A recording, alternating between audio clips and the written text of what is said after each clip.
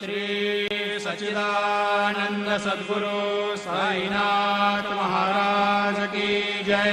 गुरुर्ब्रह्मा गुरुर्विष्णु गुरुर्देवो महेश्वरः गुरुः साक्षात् परब्रह्म तस्मै श्री गुरवे नमः।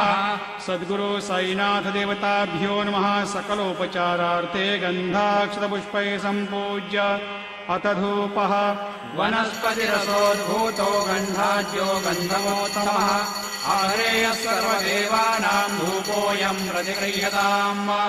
धूपं समर्पयामि दीपं दर्शयामि साज्यं च वर्ति संयुक्तं वह्निना योजितं मया।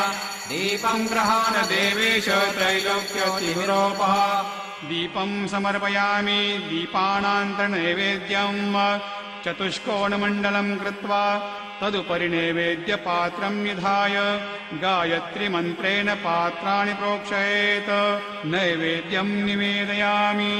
नाभ्या आसेदन्तरिक्षग्नुषेरश्नोर्द्यौः समवर्तत पद्भ्यां भूम्यदेशः श्रोत्रा तथा लोकान् अकल्पयन् धेनुमुद्रां प्रदर्शयेत्। ॐ प्राणाय स्वाहा ॐ अपानाय स्वाहा ॐ व्यानाय स्वाहा ॐ उदानाय स्वाहा ॐ समानाय स्वाहा ॐ ब्रह्मणे नमः।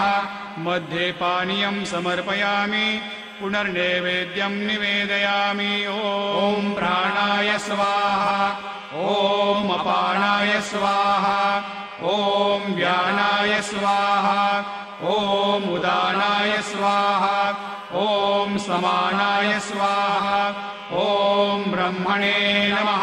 सद्गुरु साईनाथ देवताभ्यो नमः। नैवेद्यं समर्पयामि। हस्तप्रक्षालनं समर्पयामि मुखप्रक्षालनं समर्पयामि।